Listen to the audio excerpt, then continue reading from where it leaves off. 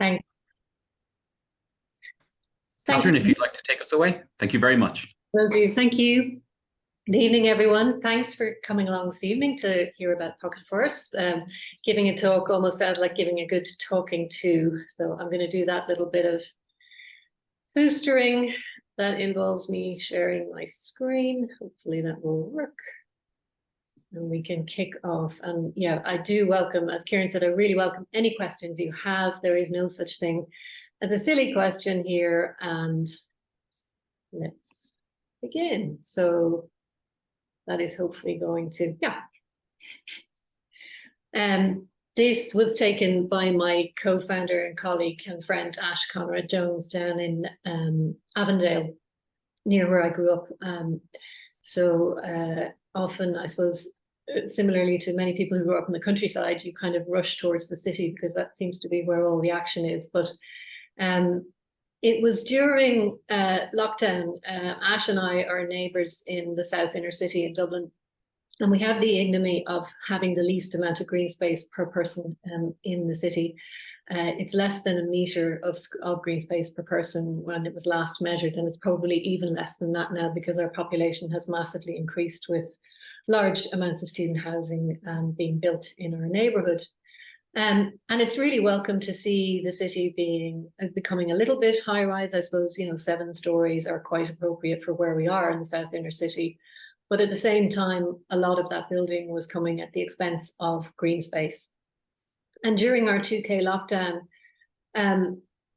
I think there was an understanding, a kind of a clicking in that happened with people, certainly with me and with other people that I spoke to, partly because everything seemed to be on pause. Obviously not for everybody. There were some people who were incredibly busy during, essential workers were incredibly busy as the rest of us got to learn Zoom and do all of this online thing. But I think one instinct that I followed, and I know a lot of people that I spoke to followed, was to try and re-engage with nature. We could hear birdsong on the South Circular Road for the first and last time, sadly, because it wasn't choked with traffic. The noise of cars, once it disappears, you understand how noisy cities are. There's noise pollution there.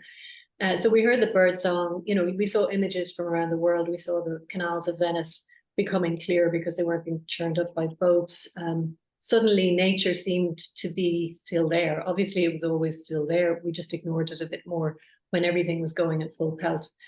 So these were some of the, the sort of why now moments that we came across during our 2K lockdown in a really grey, nature deprived part of the city, and realizing that something left us when we couldn't go to a forest or a park and really just decompress from urban living.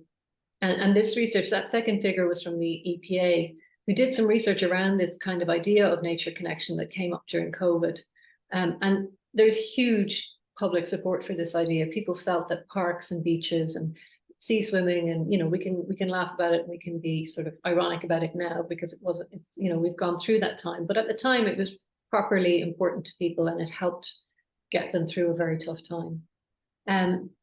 There's also an equality issue with our neighbourhood. It's a very deprived area. The health stats on the population are very worrying in terms of chronic conditions that a lot of people suffer from. So putting green spaces, high quality green spaces, into these parts of the city benefit children, the elderly, and those deprived groups the most. So there were lots of reasons. There was also another quote that we used from David Attenborough, which was on a previous slide presentation we gave, where he said, we will not protect something that we don't know. And we don't really know native forests, native trees anymore because they've disappeared from our countryside.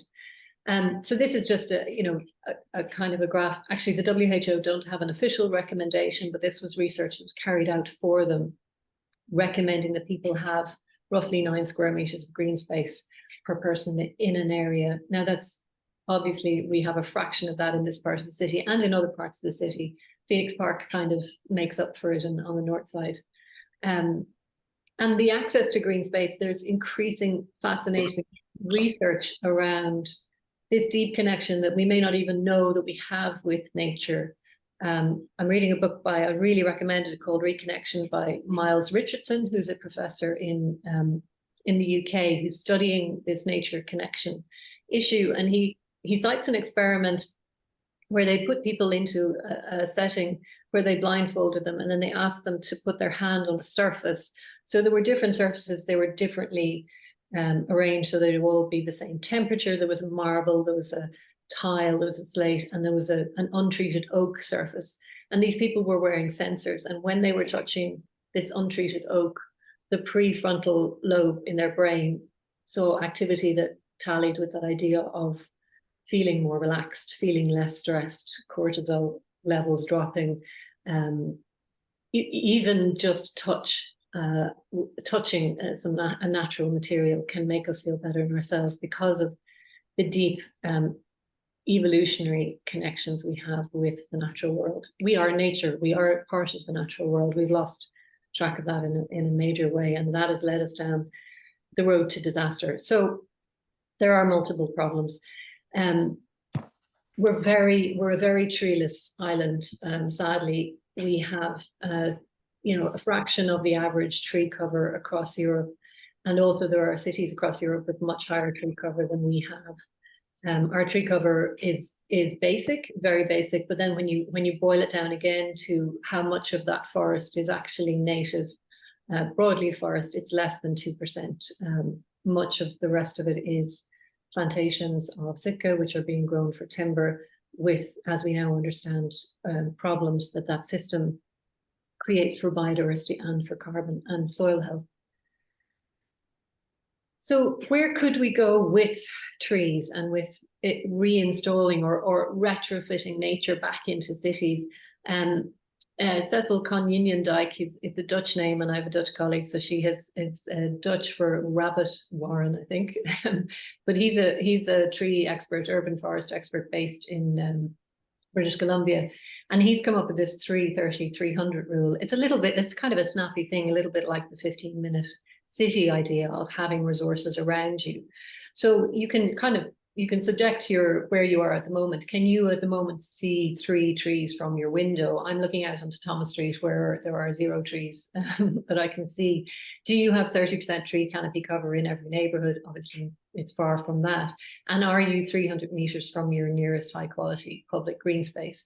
So it's a really strong idea that nature isn't just a luxury in a city setting. It's an actual essential service, to use a COVID term, and essential infrastructure as well, because even in the 3 years since we set up pocket forests, there are more and more reasons that these make more and more sense, partly because of the torrential downpours that we've had this summer, the inability of hard surfaces to absorb that rain, and as a result, the pollution that's being washed into our rivers and shores by deluges. So depaving of large areas of the city is going to be necessary to stop that pollution. It's the only fix to clean up our rivers and the biosphere that is Dublin Bay. And putting native trees into those depaved areas will also help to create corridors of habitat for wildlife, for insects, for birds, for soil life, for small mammals, for all of the life that we have pushed to the edges because we have controlled and paved and managed to extinction a lot of the natural world. So the difference with a pocket forest, it comes from the idea of a tiny forest, which again comes from another idea pioneered by a Japanese botanist called Akira Miyawaki, who began in the 1970s. Japan is a very forested country, but it's also a very urban country. And there is a sacred feeling around forests in Japan. They are often planted beside shrines. And Akira Miyawaki loved these forests, felt very relaxed and at home in them, and really wanted to replicate what they brought to the countryside in urban areas. So he looked at how you might be able to do that. And his method was to look at what would grow if people weren't there, firstly. So there's a plant survey that's carried out. Thankfully, in Ireland, that's not as necessary because we have such a small number of native trees and shrubs. Being an island, we have under 30 native trees and shrubs. So it's quite a simple, and also being a small island, we don't have lots of different climate zones. So it's a simpler idea. But he pioneered the idea in Japan. Some of his forests are now 50 years old and growing brilliantly. And then the idea came to Europe in 2015, thanks to a Dutch environmental group called IVN. And they brought an Indian engineer called Shubhendu Sharma to Europe to see if the tiny forest model would work in a European setting. He had planted a Miyawaki forest in a factory setting where he worked, and he fell in love with this idea. And being an engineer, he came up with a kind of standard operating procedure for creating an urban forest. So at the time in 2020, when we became interested in this as, I suppose, a fix for our lack of nature in our neighborhood, we spoke to IVN, we spoke to Afforest, the Indian organization, and we researched other people. Earthwatch in the UK were also beginning to roll these out. And everybody was incredibly generous with their knowledge and experience, and also incredibly enthusiastic about the project, not just from an ecological point of view and how exciting it was to literally depave an area in a Dutch city and create a tennis court sized forest as an education project and an urban greening project, but also the excitement that communities who make these forests were bringing to the project, which is something we found ourselves as we've been going on. So even in the 3 years since we started, we're beginning to look at how street trees are planted in the city, particularly in our own area. And typically what you can see, this is an area just off Cork Street beside a social housing block of flats, which is just behind it there. You can see the mature trees and that's the old Fever Hospital on Cork Street. It's middle of summer and they're fine. And this young tree, we don't know what species it is because it's completely dead, which was planted as a semi-mature tree, has died from drought. So this was the summer of 2022 when we had a long number of weeks where it didn't rain. So the standard way to plant trees in the city is to plant semi-mature trees. So this tree would have been grown in a nursery over maybe 10 to 12 years, depending on the species. It would have been pruned to look like this. And it would also, the thing that you can't see has been happening to it is that its roots would have been pruned repeatedly so that it could be removed from the nursery setting and planted into the city. And there are two problems with that relating to the weather we're facing now. This makes a tree like that very drought intolerant because it doesn't have a deep root system that can access water that's been captured and held deeper down. And it also means that if we get these summer storms as are happening, trees like this can be blown over. And nature just doesn't do lone trees, maybe on some windswept parts of the burn, but as we now know, that's probably more to do with grazing than actual inability of the trees to grow. Trees are seeded very closely together. So the model of the tiny forest is to plant 3 trees and shrubs per square metre, which for most foresters or urban landscapers is a complete upending of what they do and how they do it. But it is how nature does things. And what we also do is plant them at a very young stage. So we plant 2-year-old whips, which are about the size of one of the branches on that tree when they go into the ground. They will grow to the size of that tree within 3 growing seasons. We just visited our oldest forest today, and many of the trees are now that size, but they've grown in their setting with other trees around them. They are incredibly rooted, and they have created their own ecosystem. So what that ecosystem can do then is it can absorb a hell of a lot of rain. It can release it back to the trees and shrubs when they need it in droughts. So pocket forests don't need watering. These lone street trees need to be quite heavily watered, which adds to their carbon footprint because currently it's being done with vans driving around with tanks of water in them. And there's fascinating research from Sweden looking at the carbon footprint of these trees. So while we look at a tree that's been planted and say, great, we're starting to sequester some carbon with this tree, it actually takes an average of 16 years for a tree like that to begin to offset its own carbon footprint because they're grown in nurseries, they're transported with heavy trucks because they're large trees. They're often grown in peat as well, which obviously comes with a huge footprint, and fertilized. So putting a young whip into the ground in the city with other young whips around it is an incredibly cost-effective way to get many, many trees into the city. It just doesn't quite tie in with how we do things at the moment. And then final point on the slide is that people love this. People love planting a small tree and then seeing it thrive. There's nothing better for a kid who's never had any access to a garden or has nothing more than a balcony and you know, not even a flower box on the balcony, to get in with a spade and prepare the soil with us and plant the trees. So it's an incredible mental health well-being project as well, we believe. So the difference with the pocket forest is we start with people. We don't bring heavy machinery in. We moved away from the tiny forest model, which is based on digging out with heavy diggers a metre of soil and adding in amendments and then bringing communities in to plant. We felt this was not necessary in Ireland because we don't have as degraded soil conditions as might be elsewhere in the world. And also it's almost physically impossible in some areas to dig out a metre of soil and mix in amendments to it. So we went with a permaculture approach of just adding to what was already there and really adding life to what was already there. So trying to replicate what would happen in a forest system, which is a constant cycling of nutrients, leaves and fruits and nuts and things that are falling on the forest floor and feeding the microorganisms in the forest floor, which are also collaborating with the root systems in the trees. So there's a fungal and bacterial network that's growing. So we try to do that with soil preparation where we stop. Typically, we're in a site where it's just grass. We're not interested in clearing anything out that's already growing there. Typically, it's just a grassy area that somebody is mowing pretty joylessly. Nobody's using it to play on or you know, it's not being used for anything that is going to be missed. That's our sweet spot site. So we go in and at around about this time of the year, we're starting soil preparation and we will mulch an area with cardboard, with compost. We all have wormeries and we bring along plenty of worms, which is great fun for kids. And sometimes put in-ground wormeries as well, so they can put some of their school waste into that before the trees come along.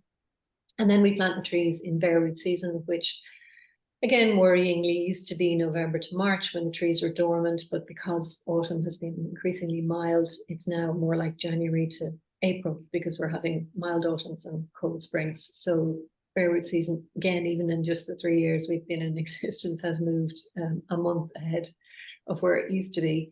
So we plant what look like bare sticks. We plant a variety of species, a minimum of 12 different species, to really get that biodiversity in from the start. It's a flexible model. People can add in fruit shrubs or fruit trees, although cultivated fruit trees tend to do better by themselves and they need a little bit more minding than pocket forest trees do. And then we return in the first growing season to talk to people about how maybe they need to trample some of the vegetation around smaller trees or let the trees grow themselves. If it's a smaller site, they may need to prune some of the trees to keep them to smaller sizes, but ideally they can grow and mature as they will. And there's a succession process then that happens with some of the trees shading other trees out as the forest matures. So again, yeah, that's our three-step process. And the importance of native trees is, again, it's, you know, you'll have, and I've heard really interesting discussions around. The truth is that Ireland is an incredible place to grow trees. And the reason that we grow so much Sitka is that it does grow extremely well.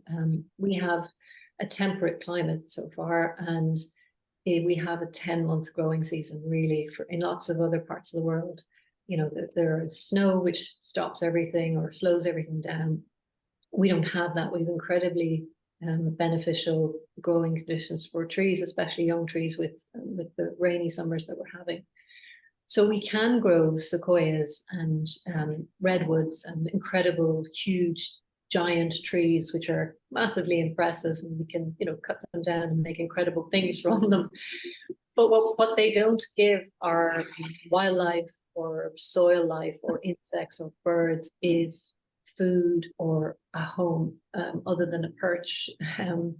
They are not adapted, or the life that lives in our native woodlands is adapted to live. You know, there are things that are flowering and fruiting at times when insects and birds need them. they have adapted to be able to deal with compounds in those. It's a very finely evolved system of codependence. It's a web of life that depends on us putting these native trees and shrubs into place, many, many places, so that we can restore what we've already lost, or some of what we've lost. So again, there's a movement in the horticulture industry to move away from native trees because they say they are not drought resistant. We need to start planting Mediterranean trees. We recently had a call with a tiny forest group in Italy, and they sort of laughed at this idea of planting their trees in an island in north of Europe, because they just won't withstand. If we do get cold winters, they're not going to be able to cope.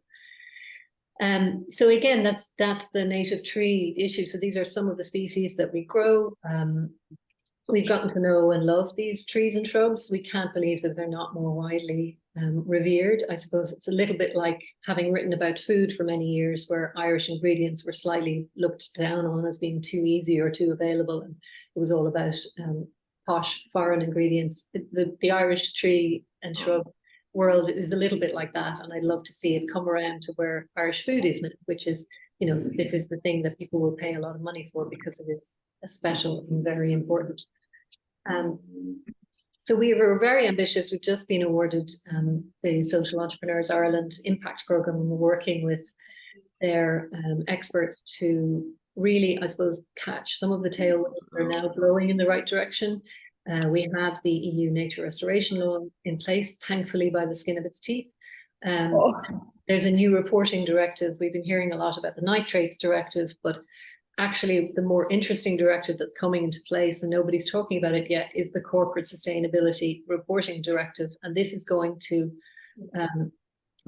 it's going to force companies, large companies initially, and then smaller companies in the next few years to, sorry, is that a question, or am I just hearing? I think it's Margaret. Did you have a question, Margaret? Oh, that's fine. Might just be not muted. Anyway, I'm going to carry on. Margaret, if you do have a question, feel free to jump in. So, hi, Tim. Can't hear you fully there, Tim. Oh, you're gone again. Okay. It's really weird just to be talking to people's names. Anyway, I hope if you do have questions, feel free to ask them while I'm talking rather than hold it all to the end. If that's okay, Kieran, if that's, because it may be a lot that I'm putting out there. But yeah, as I was saying, there are various moves. This Corporate Sustainability Reporting Directive is going to, say, for example, a large supermarket chain is now going to have to report in the same way that it reports on an accountancy, the facts and figures of its business. It's now going to have to report on its effect on people and planet. So its emissions, not just its own emissions in its sites, how much energy they're using to run the fridges in the supermarket, but also how much biodiversity loss is happening in their supply chain.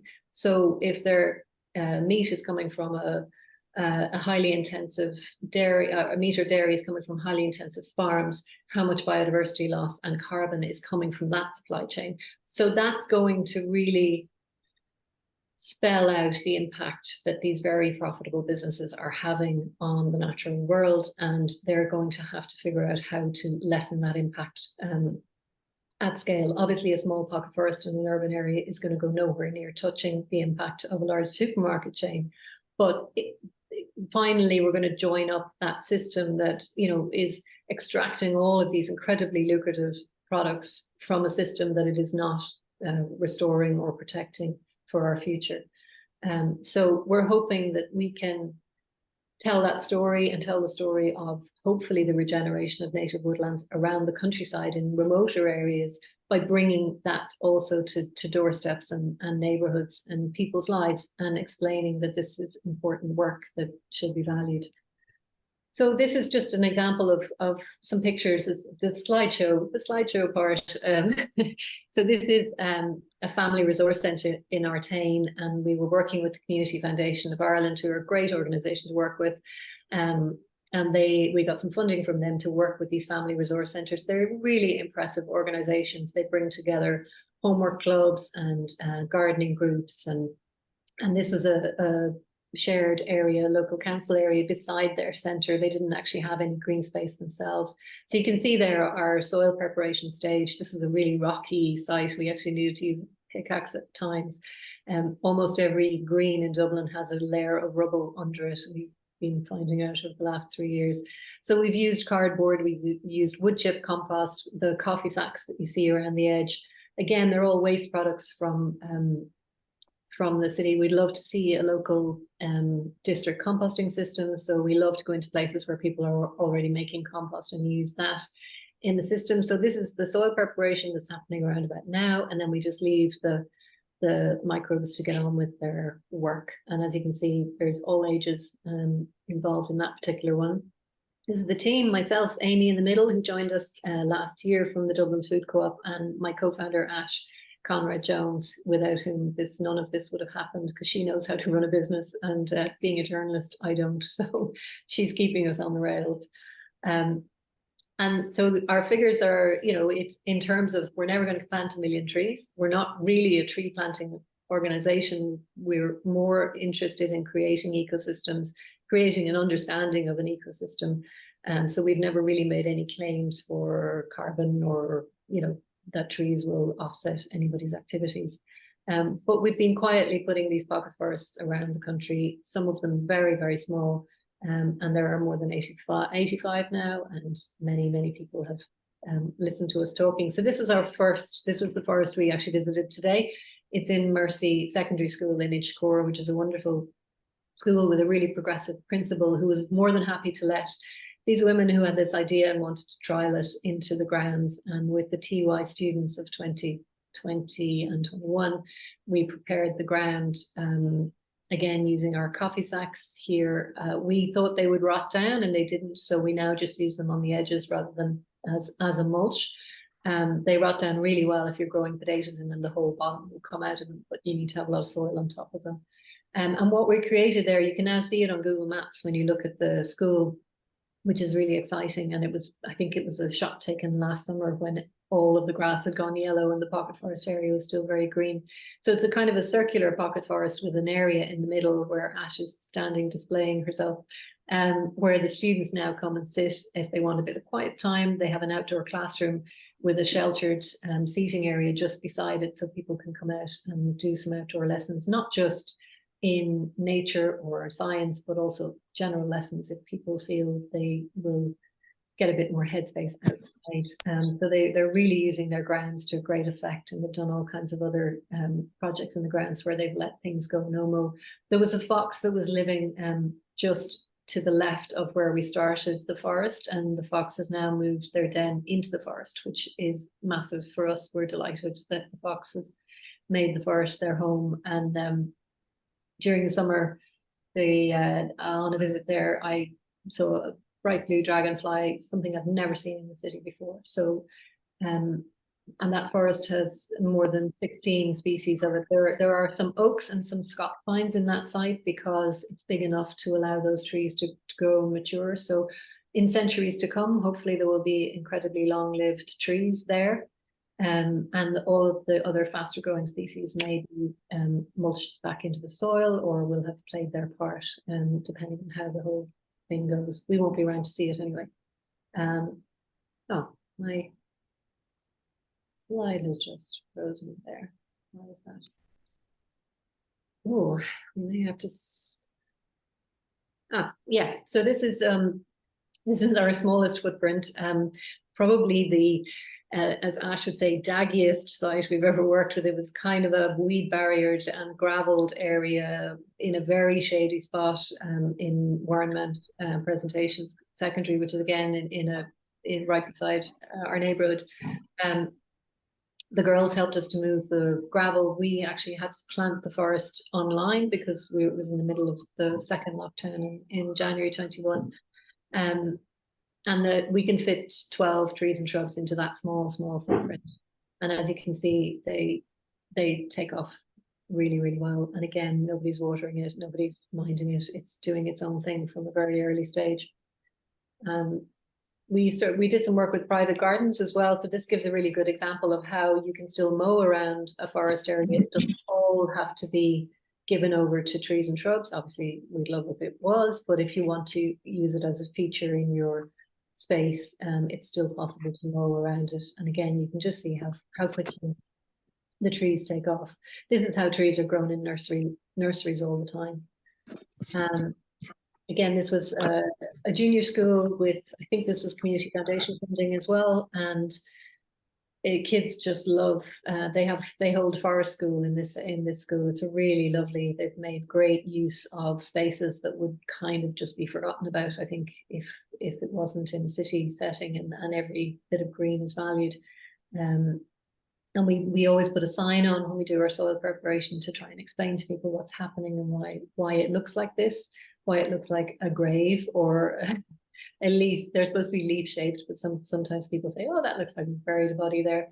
And then how the planting, that's just year one growing season. It's all done in wintertime, and then by spring, May, June, it's a real exciting burst of life and life force. So that's the end of our brief slideshow. I'm not sure how I'm doing for time, probably okay. And I'd love to take any questions.